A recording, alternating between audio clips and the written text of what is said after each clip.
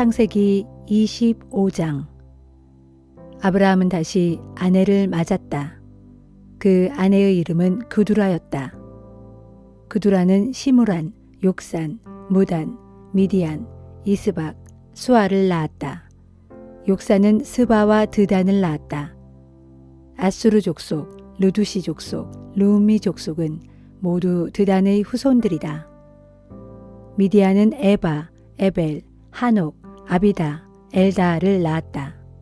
이들 모두가 그두라에게서 태어난 후손들이다. 아브라함은 가지고 있던 모든 재산을 아들 이삭에게 물려주었다. 하지만 첩들의 자식들에게도 한 미천씩 재산을 나누어 주어 아브라함은 자신이 살아있는 동안에 그들이 이삭을 떠나 동쪽 땅으로 이주하여 살게 했다. 아브라함이 누린 햇수는 175세였다. 아브라함이 받은 햇수를 다 누리고 나이 많아 기운이 다하여 죽어 자기 조상들이 있는 곳으로 돌아갔다.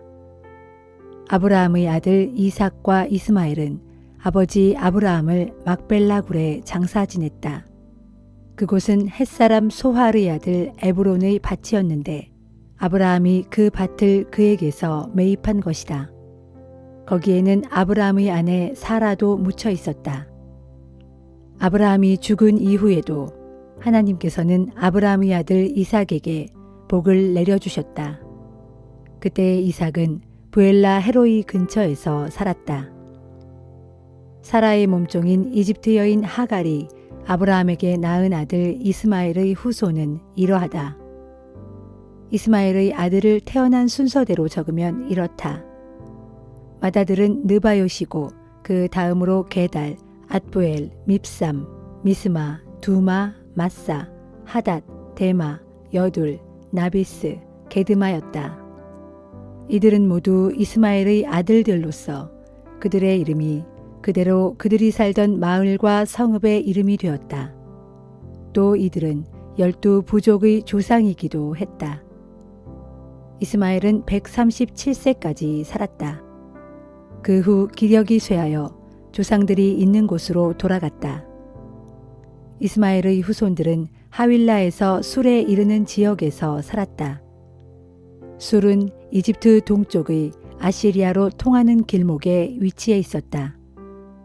이스마엘의 후손들은 이렇게 아브라함의 다른 후손들과는 떨어져 살았다.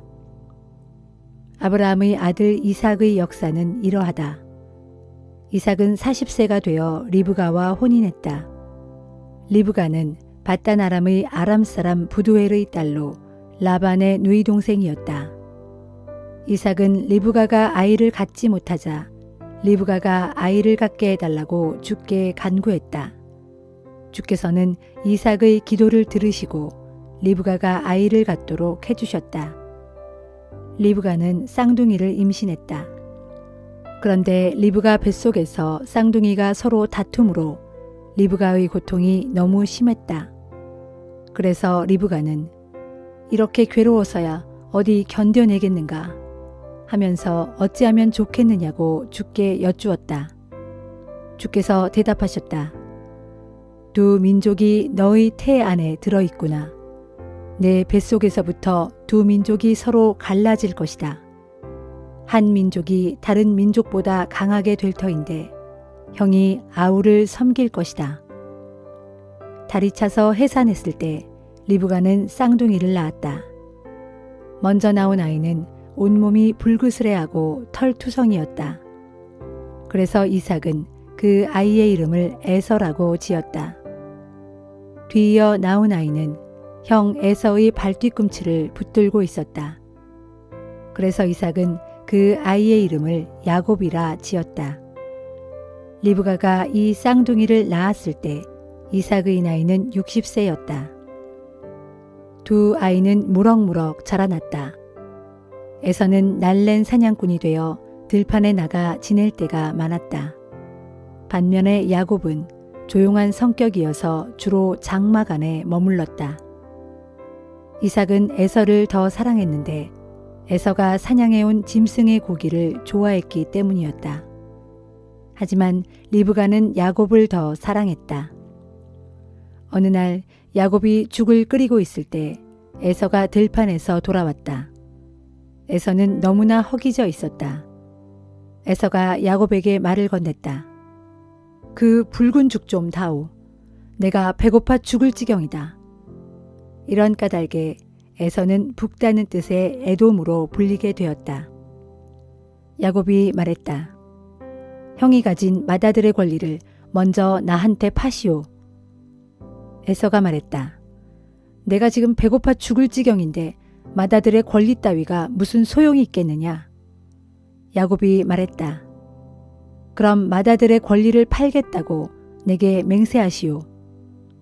에서는 야곱에게 맹세하고 자신의 장자권을 야곱에게 넘겨주었다.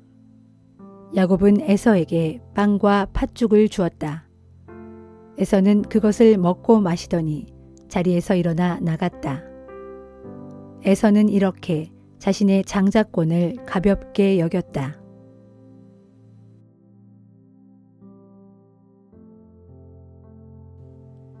마태복음 24장.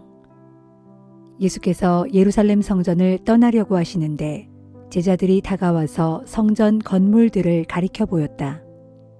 그러자 예수께서 말씀하셨다. 너희는 이 모든 것을 보고 있지 않느냐? 내가 진정으로 말한다. 이 모든 건물들이 다 무너져서 돌 하나도 돌 위에 제대로 얹혀 있지 못할 것이다. 예수께서 올리브산에 올라 자리를 잡고 앉으시자 제자들이 물었다. 선생님, 언제 그런 일이 일어나겠습니까?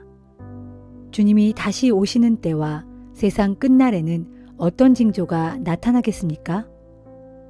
예수께서 말씀하셨다. 누구에게도 속지 않도록 조심하여라. 많은 이들이 나타나 자기가 그리스도라고 주장하면서 무사람들을 그릇된 길로 이끌 것이다. 또 전쟁에 대한 소식과 소문을 듣게 되겠지만 두려워하지 말아라. 그런 일이 반드시 일어나야 하겠지만 그것이 마지막 때인 것은 아니다. 민족과 민족이, 나라와 나라가 서로 대항해서 싸울 것이고 곳곳에 기근이 있고 도처에서 지진이 터질 것이다. 그러나 이 모든 일은 닥쳐올 재난의 시작일 뿐이다. 그때에 너희는 내 사람이라는 이유로 고통과 죽임을 당할 것이며 온 세상이 나로 인해 너희를 미워할 것이다. 그리하여 너희 가운데 많은 이들이 죄 가운데 빠져 서로 배반하고 미워할 것이다. 또한 거짓 예언자들이 곳곳에서 나타나 많은 사람을 홀릴 것이고 세상에는 불법이 날로 더 많아져서 많은 사람들의 사랑이 식어갈 것이다. 그러나 끝까지 참는 사람은 구원을 받을 것이다. 이 하늘나라의 기쁜 소식이 온 세상의 땅끝까지 전파되어 모든 민족이 그 복음을 듣게 될 것인데 그때에야 세상 끝날이 올 것이다. 그러므로 너희는 예언자 다니엘이 말한 대로 멸망케 할 가증한 물건이 거룩한 곳에 서 있는 것을 보거든 읽는 자들은 이 말이 무슨 뜻인지 깨달으라. 그때 유대 땅에 있는 사람들은 산으로 도망하라. 또 지붕 위에 있는 사람은 집 안에 있는 물건을 꺼내려고 내려가지 말고 밭에 있는 사람은 겉옷을 가지러 집으로 돌아가지 말라. 그 날에는 임신한 여자들과 젖먹이를 둔 여자들은 화를 입을 것이다. 너희는 그처럼 도망가는 일이 겨울이나 안식일에 발생하지 않도록 기도하라. 그때에는 아주 큰 재난이 닥칠 것인데 세상 처음부터 지금까지 없었고 앞으로도 다시는 없을 아주 큰 고통을 겪게 될 것이기 때문이다. 하나님께서 그 고통 기간을 단축시켜 주시지 않으신다면 아무도 구원받지 못할 것이다.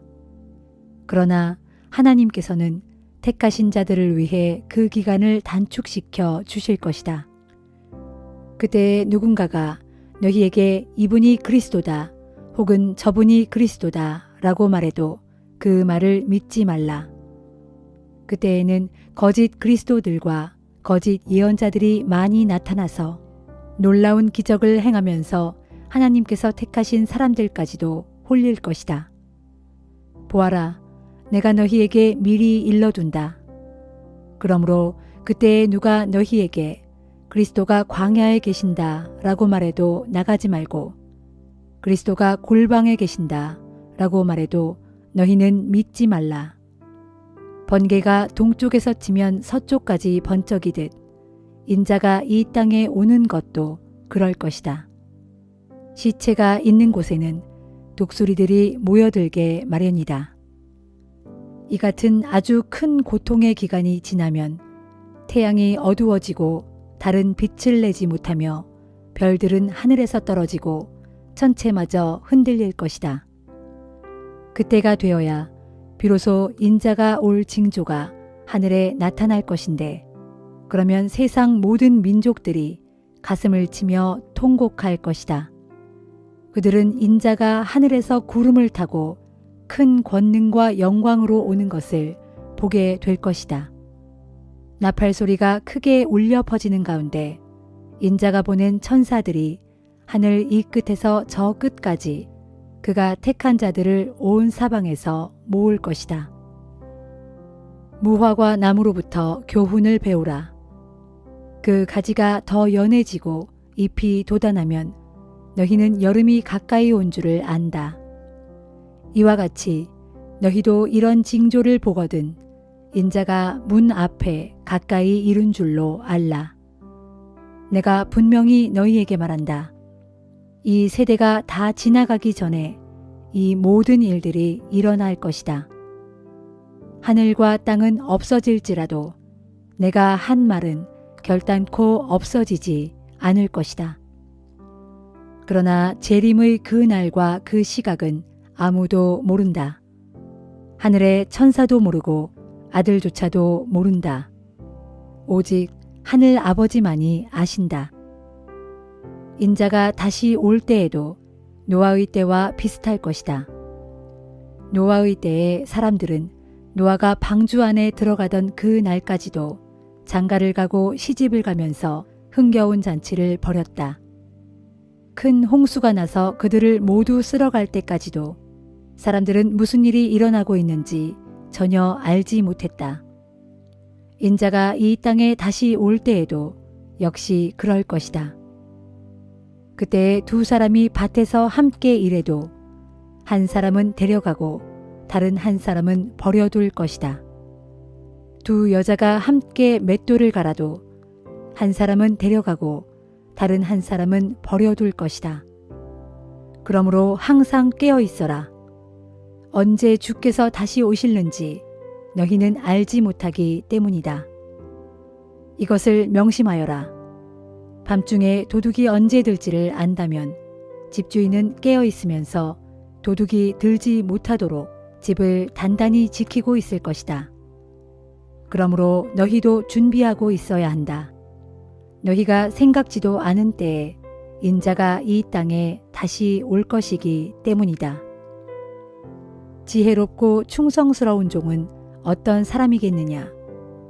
주인이 맡긴 집을 잘 관리하고 집안 사람들에게 때맞춰 음식을 잘 공급해주는 사람일 것이다. 주인이 돌아와서 종이 자기가 맡은 일을 충실하게 하고 있는 것을 보게 된다면 그 종은 칭찬을 받을 것이다. 내가 진정으로 너희에게 말한다. 주인은 이런 충성스러운 종에게 자신의 모든 재산을 맡길 것이다. 그러나 만일 그 종이 악한 마음을 품고 주인이 돌아올 날이 아직 멀었다 하고 생각하면서 동료 종들을 때리고 술친구들과 어울려 흥청망청 먹고 마신다면 어느 날 생각지도 않은 때에 집주인이 돌아와서 그 종에게 엄한 벌을 내리고 위선자들과 함께 감옥에 가둘 것이다. 그러면 그 종은 거기서 가슴치며 슬피 울면서 이를 갈 것이다.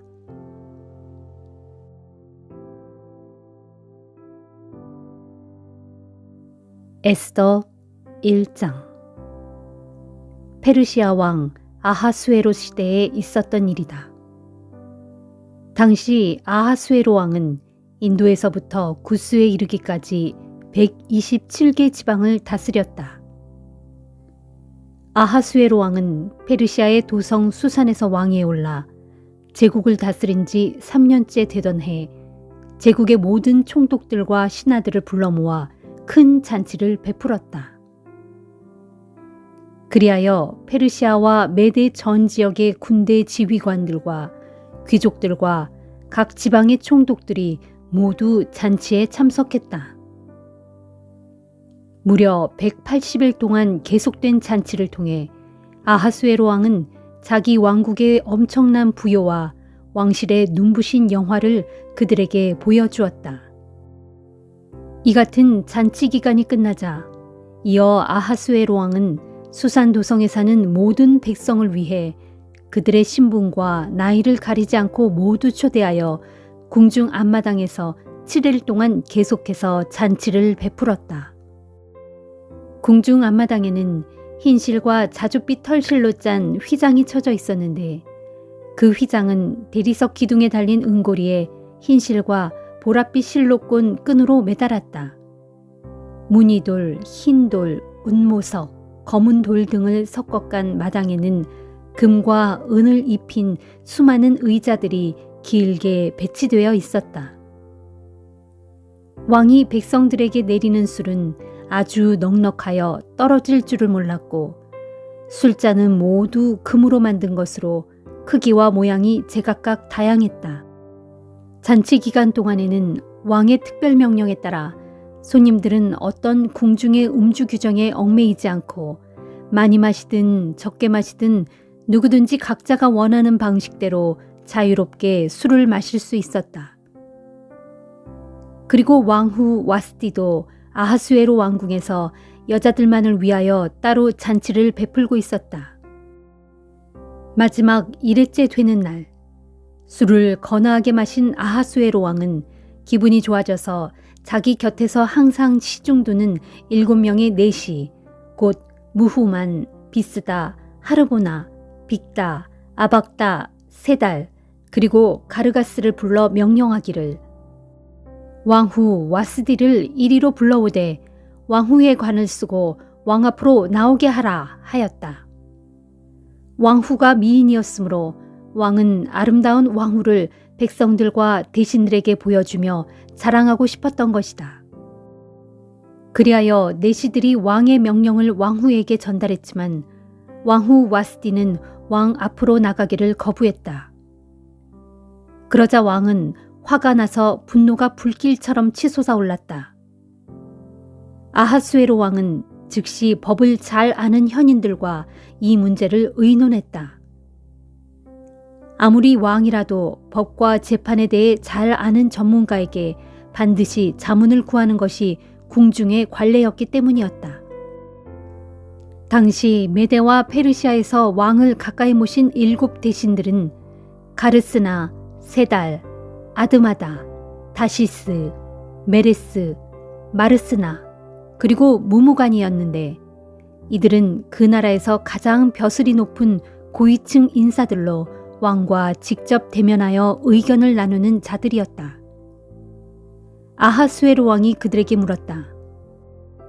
나는 내시들에게 왕후 와스디를 내 앞으로 데려오라는 명을 내렸지만 왕후는 내 명에 따르지 않았소. 나라의 법에 따른다면 이런 경우에 내가 어떻게 처리해야 옳겠소? 그러자 무무간이 왕과 대신들 앞에서 대답했다. 와스디 왕후는 왕께만 잘못한 것이 아니라 왕께서 다스리시는 각 지방의 모든 신하들과 백성들에게까지도 잘못된 선례를 보이신 것입니다. 왕후의 행실은 이 나라의 모든 여자들에게 조만간 알려지게 될 것이고 그렇게 되면 아하수에로 왕이 왕후 와스디에게 왕 앞으로 나오라고 명하셨는데도 왕후는 나가지 않았다라고 말하면서 여자들이 자기 남편을 무시하게 될 것입니다. 바로 오늘부터라도 메데와 페르시아의 모든 귀부인들이 왕후의 행실에 관해 전해 듣고 왕후를 따라 기고만장하여 자기 남편들에게 같은 식으로 대할 것입니다. 그렇게 되면 아내들의 멸시와 남편들의 분노로 잡음이 끊이질 않고 나라가 온통 어지럽게 될 것입니다. 그러므로 왕께서 좋게 여기신다면 와스디 왕후가 다시는 왕 앞에 나타나지 못하도록 어명을 내리시고 그러한 어명이 번복되는 일이 없도록 메데와 페르시아의 법률로 정하여 기록해 놓으십시오. 그런 다음에 왕께서는 왕후보다 더 훌륭한 여인을 택하여 그녀를 새 왕후로 삼으시는 것이 옳을 듯합니다. 이러한 왕의 칙령이 광대한 이 제국의 방방곡곡에 선포되면 존귀한 집에서부터 비천한 집에 이르기까지 모든 집안의 여자들이 자기 남편을 한층 공경하게 될 것입니다. 아하수에로 왕과 나머지 대신들은 이 제안을 좋게 여겼다. 그래서 왕은 무무간이 제안한 대로 즉시 집행하였다. 그리하여 왕은 제국의 모든 지방에 조서를 내렸는데 각 지방마다 그 지방에서 쓰는 말로 조서를 내려 명하기를 남편이 자기 집안을 주관해야 하며 또한 남편이 쓰는 말이 그 가정의 일상 언어가 되어야 한다 라고 하였다.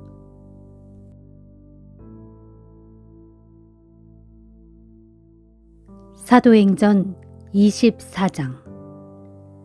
닷새 후 대제사장 아나니아가 장로들 몇 사람과 더둘로라는 법률가를 데리고 가이사랴로 내려와서 벨릭스 총독에게 바울을 고소했다. 바울이 불려 나오자 더둘로는 바울을 이렇게 고소했다. 존경하는 벨릭스 각하, 우리 유대인들은 각하 덕분에 오랜 동안 평화로운 세월을 누려왔습니다.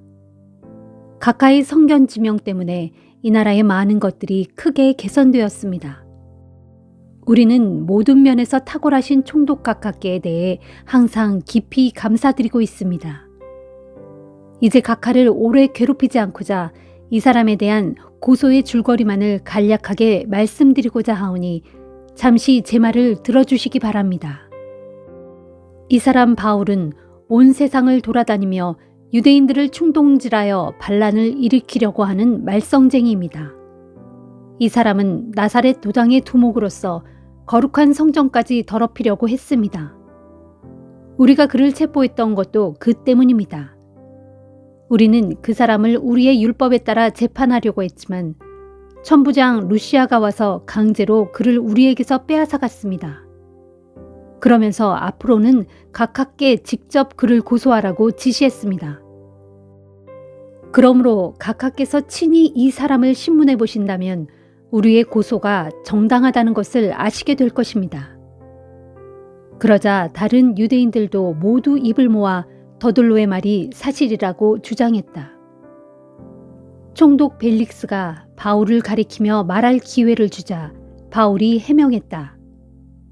벨릭스 각하, 저는 각하께서 여러 해 동안 이 나라의 재판관으로 계셨던 것을 잘 알고 있습니다. 그러므로 저는 기꺼이 저 자신에 대해 변호하고자 합니다. 모든 사실을 조사해 보시면 곧 아실 수 있겠습니다만 제가 예배드리기 위해 예루살렘에 올라간 지가 12이틀밖에 되지 않습니다. 저를 고발한 사람들은 제가 성전에서 누군가와 논쟁하는 것을 본 적도 없고 또한 회당이나 도시의 다른 어느 곳에서도 군중을 선동하는 것을 본 적이 없습니다. 뿐만 아니라 이 사람들은 저를 고소한 내용에 대해서 각하께 아무것도 입증할 수가 없을 것입니다.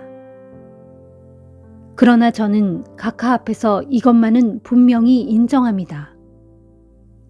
저는 이 사람들이 이단이라고 부르는 예수의 도를 따르고 있습니다. 그 도에 따라 저는 우리 조상들의 하나님을 섬깁니다. 저는 유대의 율법과 예언서에 기록된 모든 것을 전부 믿습니다. 이 사람들과 마찬가지로 저 역시 올바른 사람이나 불의한 자들이나 장차 부활하게 될 것을 믿습니다. 이런 까닭에 저는 하나님 앞에서나 사람들 앞에서 언제나 양심에 부끄러움이 없는 생활을 하려고 애쓰고 있습니다.